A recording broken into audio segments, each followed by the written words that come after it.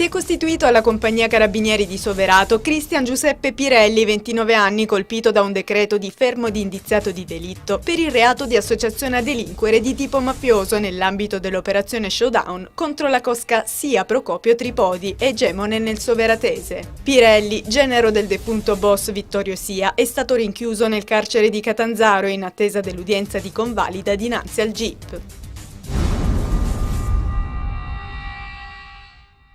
Inaugurati i nuovi locali del servizio di anatomia patologica dell'azienda ospedaliera Pugliese Ciaccio di Catanzaro. Il servizio strategico, delicato e basilare, con prestazioni ragguardevoli, viene restituito alla piena funzionalità e si aggiunge alla consegna di patologia neonatale, inaugurata a gennaio 2011, e della nuova neurochirurgia a giugno 2011. I nuovi locali occupano una superficie di 750 metri quadri e sono stati realizzati in 5 mesi nel rispetto degli odierni requisiti strutturali e tecnologici.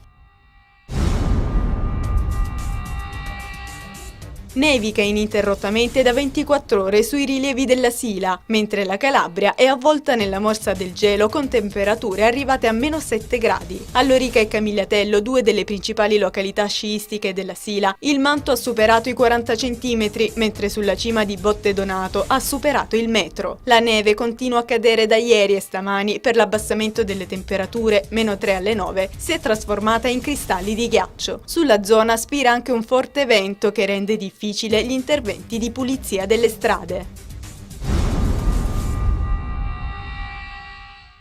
In periodo natalizio si respira a pieni polmoni aria di crisi. 6 italiani su 10 infatti prevedono di spendere per i regali di Natale tra i 100 e i 300 euro, mentre diminuisce la quota di chi spenderà più di 300 euro. E per il 23,9%, cioè quasi un italiano su 4, la spesa sarà contenuta sotto i 100 euro. Il 59,2% pagherà in contanti, il resto equamente diviso tra bancomat 20% e carta di credito 20,7%. I meno spendaccioni sono soprattutto i giovani e i residenti nel centro e nel sud Italia.